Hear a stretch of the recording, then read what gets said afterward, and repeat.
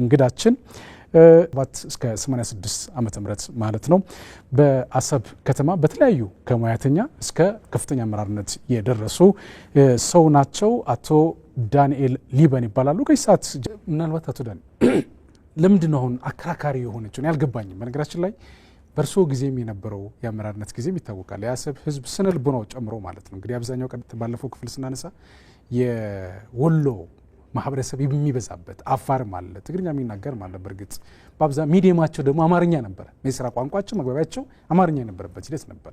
ወደ ኋላ መለስ ብለን እንኳን ኢቭን ከደርግ በፊት በነበረው ጊዜም ከኃይለ ሥላሴ በፊትም የነበሩትን ጊዜያትን ብናስታውስ ታሪክ ይሄንን ነው የሚያሳየው የሚያስረዳው። ግን ስቲል መከራከሪያ የሆነችበት ምክንያት ምንድን ነው ያልገባኝ ማለት ነው። ምናልባት በሻዕቢያና በህወሓት መካከል ምክንያቱም ኢህአዴግ ብለን የምንለው የህወሓት መር ስለሆነ በእነሱ መካከል የሆነ አሻጥር ይኖር ይሆን ወይ አንድ ሆኖ አንድ እንዳልሆኑ አክት እያደረጉ ይሆን? ለምንድን ነው መከራከሪያ የሆነች የሚለው ነገር እስኪ ነው። እኔም ስሜታቸውን ለማወቅ ያስቸግራል። ግን በግልጽ እኮ የተናገሩት ጦርነት ሰልችቶናል አልተባለ አሰብ ደርሶ ማለት ነው። አሜሪካም ላይ ገና ኔጎሺዬሽን በሚካሄድበት ጊዜ ማነው ገና ሳይገቡ ኦነግ ህወሓትና ህዝባዊ ግንባር በሚነጋገሩበት ጊዜ ይሄን አንስተዋል እየተባለ ነበር። በኋላ ደግሞ መነሳቱ የምታየው አንድ ወቅት ላይ ካቶ መለስ የሰማሁት እንደው መርከቦቻችንን በሰላም ለማመላለስ ይቸግራል የሚል አይነት ነው። ሚኒንግ ምንድነው? ስቲል ጦርነቱ ይቀጥላል ነው። ይሄንን ማለት ከጥቅም አንፃር ከአገር አንፃር ታየው ህልም ተፈርቶ ሳይተኛ አይታደርም ነው። ስለዚህ ሌላ ብዙ ነገሮች የሚባሉ ሌላ አልቧልታው የሆነው ወይም በሐሜት የሆነው ፋክትም ሊሆን ይችላል። ብዙ ነገሮች የሚነገራሉ። ግን ተጨባጩን ብንወስድ የተነገረውን እንኳን ስንወስድ አልተፈለገም። ስለዚህ ያለመፈለጉ ምንድነው የሚለው ብዙ ነገሮች አሉ። ህገ መንግስቱ ለኔ ነው መጀመሪያ የደረሰው ሲል አሁን ኤርትራ ፕሬዝዳንት አንድ የሚመካከሩት አለ ማለት ነው። በነገራችን ላይ ህገ መንግስቱ ከመውጣቱም በፊት ለኔ የብሔር ብሔረሰብ ምናምን ተብሎ ይሄም ያወጣ አይደለም ምናምን ብዬ ነበር የሚል በራሳቸውም በፕሬዝዳንቱም ሲገለጽ ነበር። ብዙ ነገሮች ሊኖሩ ይችላሉ። ግን የተጨባጭ የታየውን ሁኔታ ስታይ አለመፈለጉ የምታያዋለ። አሁን በቅርቡ የኮምቦልቻ ነዋሪዎች ከነ ኤሪያው የአሰብ ተፈናቃዮች ተብሎ ነው የሚታወቀው። አሁን በቴሌቪዥን ነው ያየሁት በቅርቡ የአሰብ ነዋሪዎች ናቸው። ግማሽ እኮ እዛ የተወለዱ ነው። እንደምልህ ከብት አይረባበት፣ ውሃም ይጠጣ የለውም፣ ባህር ነው ያለው፣ ጨው ነው ያለው። በግና ፍየል የምታገኝበት አይነት አይደለም። ቅጠላ ቅጠል የምታገኝበት አይደለም። ጤፍ ወይ ምናምን ማምረት የሚቻልበት አይደለም። ዝሆል አሁን እምልህ ያለው እኔ ራሴ እንኳን እንደ አመራሬ በወቅቱ በነበሩት የወሎ አስተዳዳሪ ከተነጋግሬ 5 መኪና የጭነት ከእርሻ ሰብል ይዤ የሄድኩበት እህል ጭነው ወደዚያ ውስጥ ነው ወደ አሰብ ሄዳለሁ። በሬ ነጋዴውም ደግሞ ከብትም ያመጣል፣ በሬም ያመጣል፣ ፍየልም ያመጣል፣ ቅጠላ ቅጠል ያመጣል፣ ቲማቲም ሁሉ ኑሮው በአሰብ ነው። ይሄንን ይናፍቀናል እያሉ ግማሾቹ ጡረታ ወጥተው አይናቸው ተዳክሞ እስካሁን አሉ። እኔ ፍቅሩ ስላለ ግን እኛ እዚህ አዲስ አበባ እንኳን እድር አለን ያሰብ እንገናኛለን። እና የኢትዮጵያ ነዳጅ ድርጅት በራሱ የነዳጅ ድርጅት ያሰብ ነዋሪዎችን ሁሉ ጨምሮ ያለው ቀሪዎቹ ደግሞ እኔ ያለሁበት ራሱ ያሰብ እድር አለ። ግን ሲፈናቀል ያልጠበቀው ስለሆነ ብዙ ሰው ተጎድተዋል። ስለዚህ ያለ ኃጢያቱ ነው ያሰብ ህዝብ ዋጋ እየከፈለ ያለው። በትክክል ቅድም እንዳልከው አሁን እውነት ለመናገር ልንገር እንደ ኢንዲጂነስ የሆነ የአፋር ቦታ ነው። አማርኛ ነበር ንግግራችን የሚለውን በአብዛኛው በቁጥር አንደኛ ወሎ ነበር፣ ሁለተኛ የትግራይ ብሔረሰብ ነው። ኤርትራውያን ኤርትራ ከወሰድክ እኮ በቁጥር እዚህ ግባ የሚባሉ ማለት አይደለም። አሰብ ላይ ምንም ቁጥር የለም። እዚህ ግባ ምንም ቁጥር የሚባል እንደ ህዝብ ብዛት ከወሰድክ አንደኛ አሰብ ሪፋይነሪ ብዙ ጊዜ ጥቃት አድርሰዋል ደጋግመው። አድራሹ ማን ባህር ገና ነፃ ከመውሰዳቸው በፊት ሻዕቢያ እየተኮሰ አሰብ ድርጅትን አቃጥሏል ሁሉ። የእናት ሀገር ጥሪ ተብሎ ደግሞ ብዙ ኤርትራውያን ፈልሰው ሄዱ። ሪፋይነሪ ሰራተኛ እስከሚያጣ ድረስ ማለት ነው። በዛም ወቅት ከአየር ኃይልና ከሆለታ ጦር አካዳሚ በቴክኒካል ስራ ያላቸው ችሎታ ያላቸው አሰብን ያንን ኢቫኩዌት የተደረገው ሰራተኛውን እንዲተኩ ተደርገዋል። እነሱ እንኳን መተው እስከ ከነማ ድረስ እስከ ምክር ቤት አሁን ጸሐፊ የምክር ቤቱ ዋና ጸሐፊው አንዱ በፎቶግራፍ ላይ ምናልባት ከምታየው ላይ ያለው በዚህ ጊዜ ከሁለት አመት ነው አሰብ ተሰማርቶ ተሳትፎ ወደ ከነማም የገባውና አብዛኛው የአማርኛ ተናጋሪ ነው። ቀጥሎ ያለው የትግርኛ ተናጋሪ ነው። ትግርኛም የትግራይ ክልል ማለት ነው። አዎ በጣም በቅርበት ያላቸው ሁሉ አሰብ ላይ ይኖር ነው። ሌላው አፋር ነው። እንደዛ ነው የነበረውና ቋንቋችንም በግላችን ካልሆነ በስተቀር የሚዲያችን በህብረተሰቡ በአብዛኛው አማርኛ ነው። አሰብን ለማጣታችን ዋነኛ ተጠያቂና ምክንያት ማን ነው ይላሉ? እስኪ እርስዎ አቶ ዳንኤል። እኔ ምን መሰለህ አሁን እንዳልኩ ነው የማንም ድርጅት ማንስም አይደለም፣ ግን ስታይ በኢህአዴግ መንግስት አልተፈለገም።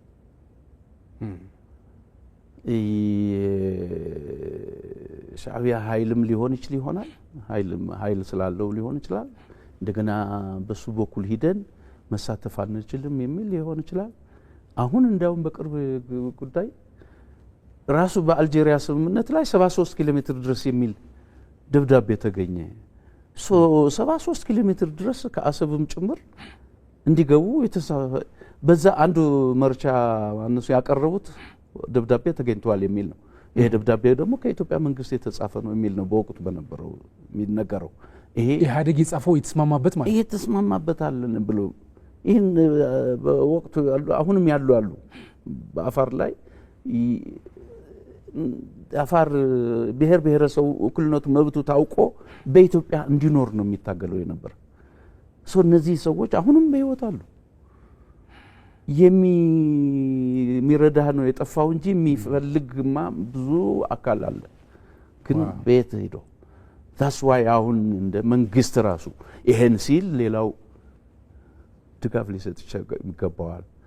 ሌላውም ሊያየው ይችላል። የሚያየው የሚፈልገው የሚደግፈው ነው አለ ይሄን ጉዳይ አንተ አንድ ነገር ለመፈለግ መሪም ትፈልጋለህና በመሪዎች በኩል ፍላጎት አልነበረም። ለዛ ነው እኮ አሁንም የባህር በር ያስፈልገናል በሚል በኢፌዴሪ ጠቅላይ ሚኒስትር ዶክተር አብይ አህመድ ሀሳቡ መንጭቶ አሁን አብዛኛው የኢትዮጵያ ሕዝብ ወደ አንድ እንዲመጣ ያደረገበት። ምክንያቱም ለረጅም ዓመታት ሲንከባለል የነበረ እውነታችን ሀቃችን ነው የሚል በብዙዎች ኢትዮጵያውያን ዘንድ ሲነሳ ስለነበረ ያ ታፍኖ የነበረ ሲወጣ ሲገነፍል እንግዲህ ያለው ስሜት አሁን እያየነው ያለነው ስሜት እና በተለይ ኢትዮጵያዊነትን እንደ አንድ ማሳያ እንደ መለኪያ አድርጎ አንዳንዶቹ ወስዱታል እውነት ለመናገር። ምክንያቱም የራሳችን መተንፈሻችንም ስለሆነ በሚል ማለት ነውና ደጋፊ ሲኖር የሚያነሳው ሲኖር ይነሳል ነው እውነት ነው የራሳችን እውነትም ስለሆነ የሚለው ነገር እንውሰድ። ምናልባት አቶ ዳንኤል በርከት ያሉ ሀሳቦችን እንድናነሳ እኔ በጣም እፈልጋለሁ እውነት ለመናገር። ግን ደግሞ እንግዲህ በአሰብ በነበረበት ጊዜ የአሰብ ከተማ ነዋሪ ለነበረው አገልግሎት ሽልማት ሸልሞታል። ምንድነው የሸልሞት? እንዴት ሸልሞት የሚለው ነገር እስኪ እናንሳ። በነገራችን ላይ ከአሰብ ትሬንዱ አለ ልምዱ በኢትዮጵያ ስር እያለን ማለት ነው። ያ ነው ትሬንዱ የቀጠለው። ምንድነው የተለመደው? ሰው እንኳን ተዛውሮም ሲሄድ መሸኛ ይደረጋል።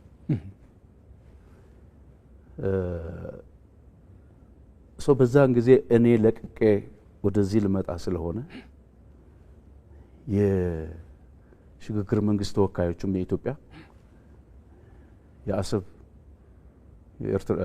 በኤርትራ መንግስት የአሰብ አስተዳዳሪዎችም ባሉበት ግብዣ ነው የተደረገልኝ ኒኖ ሆቴል በሚባል በወቅቱ ወርቅ ሀብል ተሰጥቶኛል። እስኪ ወርቋን እንያት እስኪ እንደው እሱም ሽልማት ደግሞ በህዝቡ ስም ተወካዩ ያደረገልኝ አሊ ዕጉድ ይባላል። የአስተዳደሩ ምክትል የነበረው ነው ሽልማቱ። እዛ ፎቶግራፍም ላይ ያለ ሽልማቱ ሲሰጠኝ ከጎን ያለው አቶ መሐመድ በሪሁን ይባላል የሽግግር መንግስት ተወካይ የነበረው ሰው ሁለቱም ባሉበትና አዋጥቶ ነው ህዝቡ የሚሸኘ ያዋጡት ሁሉ አብረው ነበሩ አዋጥተው የሸለሙኝ ማለት ግብዣ የሚያደርጉልን ግብዣ ተደርጎ ነው የምትሸኘው ትንሽ የኔ ከአሰብ ህዝቡ በህዝቡ መደረግ እንዳለ ሆኖ በመንግስት ደግሞ በወደብ ክበብ ላይ ሁለቱም አሁንም የኤርትራ መንግስት ተወካዮች ወይም አሰብ ላይ ያሉት ኃላፊዎችና የሽግግር መንግስት ተወካዮች ባሉበት መሸኛ የተደረገልኝ በወቅቱ አንዱ ቀለበት ሰጠኝ እንደ መንግስት በመንግስት ደግሞ ሶፊሽና ላይንፊሽ የሚባሉ የአሳ አጥንቶች ተሰጠኝ እንደውም እኚህ ምክትል ዋና አስተዳዳሪው በሚገልጹበት ጊዜ ይሄ ሶፊሽ ሳውዲ አረቢያ ለምሳሌ ከሀገርም እንዲወጣ አይፈቅድም አንቲክ ነው እኔ አሁንም ቤቴ ይገኛል ሶፊሹ በመንግስት መሸኘት ግን የተለመደ አይደለም እኔ አሁን ይሄንን በመነጋገርበት ጊዜ በሚገባ በጀቴን አቅርቤ ፕላኔን አቅርቤ ስሰራ ካጸደቁ በኋላ ምንም አይነት ኢንተርፈረንስ አልነበረኝም እንደ በመመጣበትም ጊዜ በመንግስት ደረጃ ሁሉ የሸኘኝ ነው ግን ስለ ዳንኤል አይደለም እናገረው ያለው ስለ ሀገር ስለሆነ ነው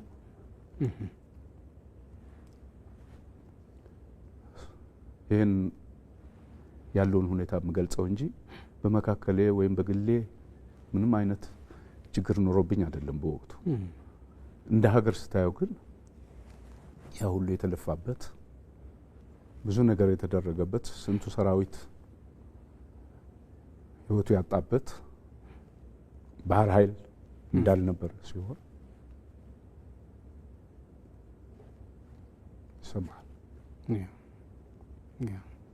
ያ ነው በጣም ከባድ ነገር ነው ይሄ የብዙ ኢትዮጵያውያን ስሜት ነው በነገራችን ላይ የሁላችንም ማለት ነው ምናልባት በታሪክ አጋጣሚ ጸረ ኢትዮጵያ አቋም ያላቸው የግል ጥቅማቸውን ከሀገር ያስቀደሙ አካላት የፈጠሩት ታሪካዊ ስህተት በእርግጥ ታሪክም ዝም ይላቸዋል ብዬ አላስብም በታሪክ ተሰንዶ ትውልድ ሁሌም ለሰሩት ስራ እየወቀሳቸው የሚኖሩ ይሆናሉ ብዬ ነው የማስበው እንጂ በእናንተም በጓዶቻችሁም አሁንም እየተደረገ ያለው በአጠቃላይ የኢትዮጵያ መንግስት የኢትዮጵያ የባህር በር የሚያስፈልጋት ሀገር መሆኗ ቀድሞ ተረድቶ ቀዳሚ አጀንዳ አድርጎ በመስራቱም በራሱ በጣም ትልቅ ክብር የሚገባው እንደሆነ በዚህ አጋጣሚ መግለጽ ያስፈልጋል እንደው አሁን እስከ 86 ቆይቷልና አቶ ዳንኤል ስሜቶት ይገባኛል በጣም ስሜት የሚጎዳ ነገር ስለሆነ ለዛ በጣም አዝናለሁኝ ግን ከአሰብ እንዴት ወደ ኢትዮጵያ እንዴት መጡ እንዴት ወደ አዲስ አበባ እንዴት መጡ ኢትዮጵያ እንኳን ለማለት አሰብ ራሷ የራሳችን ናት ብለን ስለምንል ወደ አዲስ አበባ እንዴት መጡ የሚለው ነገር እስኪ እንግዲህ ባለፈውም ገልጫዋለሁ እሱ ላይ ምንድነው አንዱ እንኳን ያለ ደሞዝ በደሞዝም ቢሆን ለመሄድ ነው የምፈልገው በሚል ያው ደሞዝ እየከፈሉኝ ነበርና ስንሰራ ቆየን ነገር ግን በነገራችን ላይ ብዙ ግፊት ነበረባቸው ለምንድነው ሰው ጠፍቶ ነው ወይ ኢሰፓ የነበረ ኤርትራዊ ያልሆነ እስካሁን መዘጋጃ ቤት በኃላፊነት የሚያሰራው የሚል ግፊትም ነበረባቸው እኔ አንድ ወቅት ነው በጣም ይገርመኛል ግልጽነትም አላቸው እኔ ወድጄ ነው እንዴ ተዋጋ በለኝ መዋጋት እችላለሁ ነገር ግን አሰብን እንደዚህ ያቆየዋት ስለሆነ ልምዱ ስላለን ለማለማመድ ያሰራ ነው እስካለማመድልን ድረስ ነገር ግን እችላለሁ ካልክ ላንተ ልሰጥቻለሁ በውድቀቱ ግን ተጠያቂ አንተ ነህ አለው እና አንዱ የባንክ ሰራተኛ ነው አይ ነግረዋለሁ ይሄንንም ለዳንኤል ምንም ሊያደርግ አይችልም ግን እንዲያውቅ ዛት ኤክስተንት በኔ ላይ እምነት ነበራቸው እና አንዳንድ ሰዎችም እንደሰራ እንደዚህ አይነት በሚሉበት ጊዜ ይሄን ሁሉ የሚሰራ ያለ ዳንኤል እኮ አይነግረንም ስራውን እናየዋለን ለምን መሰለኔ አንደኛ ቤተሰብ ከዚህ ወደዚህ ስላክላኩኝ ብቻዬን ነው ያለሁት። መዝናኛ የምትለው አብሮህም የነበረው ጥቂት ሰው ነው የቀረው አብሮህ የቆየው። እንደ ማሪታይም የተወሰነ የሪፋይነሪም ሰራተኞች አሉ የነበሩት ማለት ነው። አዳዲሱ እንግዲህ ሌላው ብዙም አታውቀው ነው። መዝናኛ ስራ ነበር። እስከ ማታ ማመሻለሁ። እነሱ ደግሞ ገና አዲስ ሀገር ሆና ድካምም ስልችቷቸዋልም። በዓል አሁን ዛሬ አርብ ነው።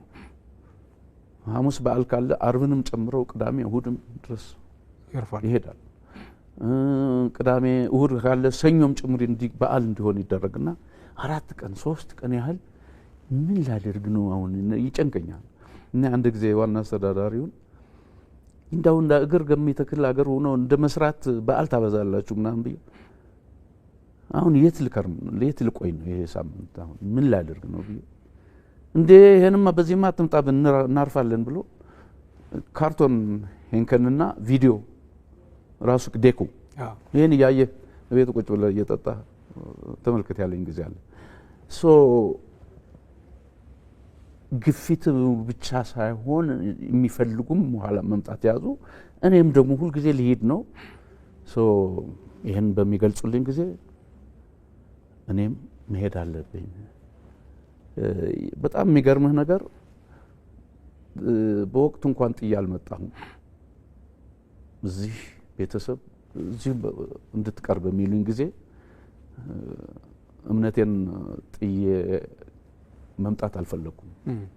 በወቅቱ ግን ለኔ የተነገረኝ ነገር ነበር። በመሐከላቸው ራሱ ጥሩ አይደለም የነበረው ራሱ ዊዝን በኤርትራው ባለስልጣኖች አንተ አታውቃቸው ማን መሆኑ እነሱ ግን እርስ በርስ ይተዋወቃሉ። እዛ ውስጥ ያንዱ ጋር ሆነ ማን እንደዚህ ሌላ ችግር እንዳይፈጠር የሚል እና ብተው ይሻላል እዚህ የተፈለገው ስራ ተፈልገው ምናምን እንደዚህ ቢሰጥ ምናምን የሚል ሐሳብ ቤተሰብ እንዳውም እንድቀር በሚነግረኝ ጊዜ እንዴ ለምን ቀራለሁ ሄጄ ያለውን ሁኔታ አስረድቼ አሁን ሰውም አለ ብዬ እንደዚህ ላለው በሚልበት ለፋሲካ መጥቼ ነው። በኋላ ወደ ሰኔ አካባቢ ነው እነሱ ይሄን ሐሳብ ሲያመጡትና ፕሊስ ደግሞ 2 ሳምንት ቆየሁ። ምክንያቱም ዋናው አስተዳዳሪ አስመራ ስለነበረ ቅዳሜ ነው አይሮፕላን የነበረው ይመጣል ተብሎ 2 ጊዜ ታለፈና ከዚህ በላይ መቆየት አልችልም ብዬ ነግሬ እንዳልኩ በዚህ አይነት ተሰናብተን መጣ። በአውሮፕላን መጡ? አዎ በአውሮፕላን መጣ። በጣም ሶፊ ሹ ራሱ ሰው እየገረመው ምክንያቱም ታግ ተደርጎበት በአይሮፕላን ይዤ ነው የመጣሁት።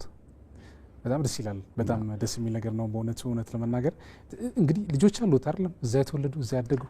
እኔ ጠቅላላ ለዚህ እኮ ነው ገና እንግዲህ ከ22 እስከ 22 ዓመቴ እንኳን ያከበርኩት እዛ ነው።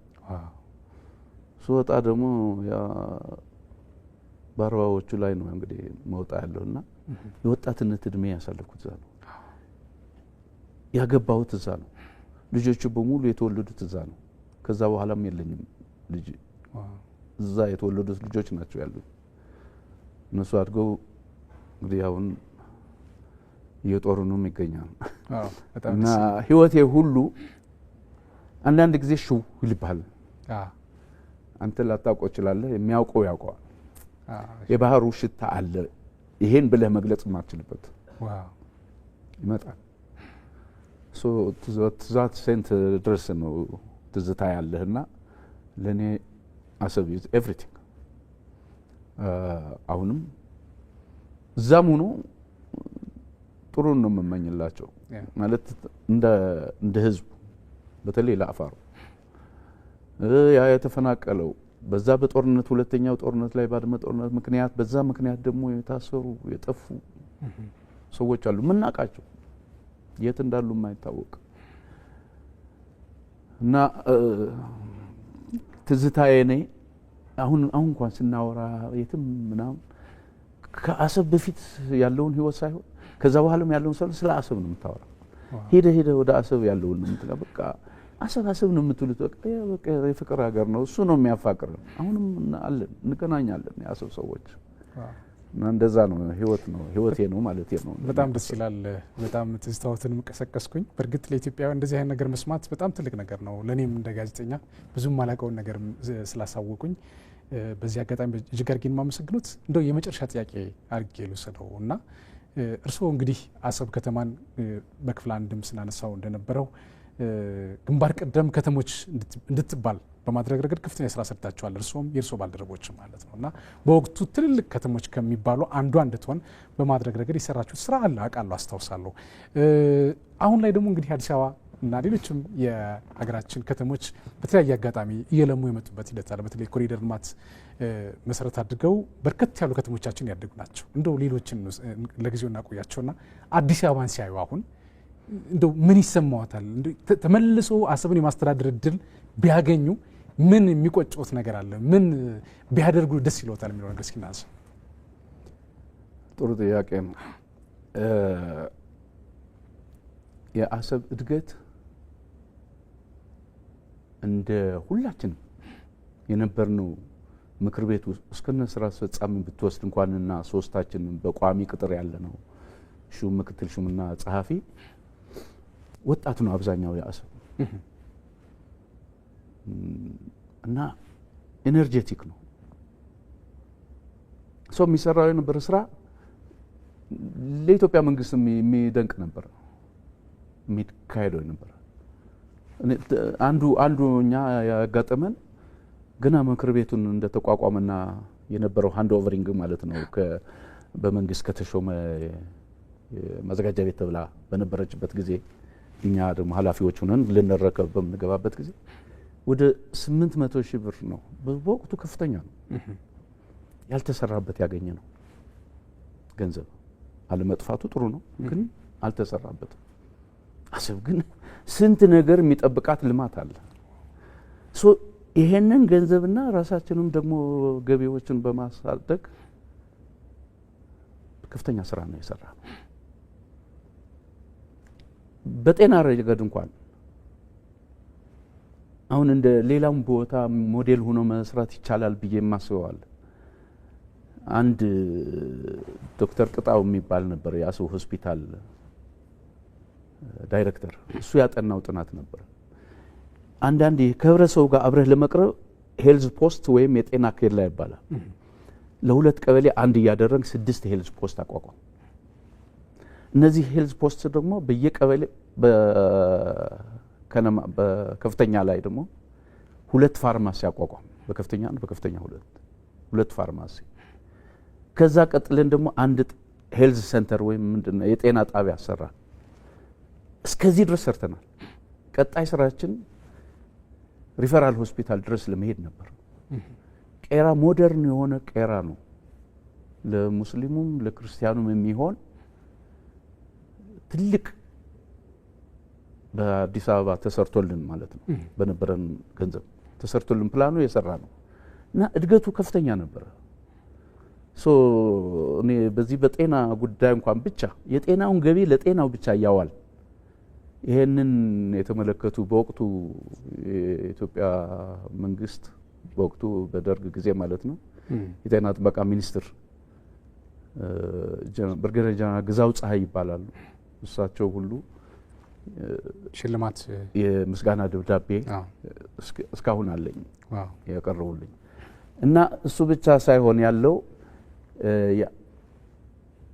ኤርትራ ነጻ ከወጣች በኋላ ትልቁ ለማየት ይፈልጉት የነበረው ሐሌብ የሚባል ደሴት አለ። የሐሌብ ደሴት ከኮሪያ ሰሜን ኮሪያ መንግስት ጋር በመተባበር የጀልባ መገጣጠሚያ ኢንዱስትሪ እንዲሆን ነው የተሰራው። 1 ኪሎ ሜትር በጀልባ ያስኬዳል ከአሰብ ከተማ። ውጭ ሆነው እነሱ በረሃ በነበሩበት ጊዜ ማለት ነው እና ይታያቸዋል ብርሃኑ ምናምኑ ሐሌብ እንደዚህ እና ምንድነው ሐሌብ ያለው የሚለውን ኪሪዮሲቲ ይዟቸው የመጀመሪያ ራሳቸው ፕሬዚደንት ኢሳያስ አፈወርቅ አሰብ ተገኙ እና ቀጥታ ሐሌብ ነው መጀመሪያ የሄዱት። ሐሌብ ሄደው ስትራቴጂካሊ የመን የኔ ነው እንዳትል ለመከላከል ያህል ነው የተሰራው እንጂ ብዙም ጠቃሚ አይደለም። ትልቁ ያየሁት ከፍተኛ የሆነው 6 ጄኔሬተሮች ነበሩ። እነሱን ይልቁን ወደ አስመራ አጓጉዟቸው ብለው ግን እኔ ኤርትራ በሙሉ ቦታ በየትኛውም ቦታ ወድቆ ነው የቆየን ከምናውቀው ከተሞች እንግዲህ እነሱ በረሃ ስለነበር ማለት አሰብ ግን አድጎ ነው የቆየን የሚል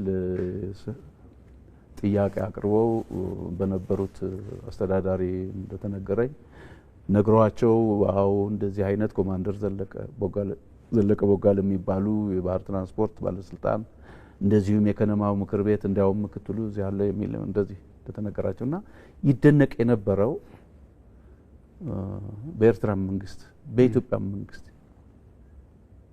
ይደነቅ የነበረ ሶ እዚህ ደረጃ ድረስ የሚታወቅ ሰርተናል። እንደ ናሙና ባስ የከተማ ባስ ሁሉ ነበረንና ሌሎቹ ሁሉ እኔ አያስታውሳለሁ ከጅማ ምክትል ሽሙ እኛ ጋር መጥተው ተሞክሮ ለመውሰድ የመጡበት ጊዜ አስታውሳለሁ።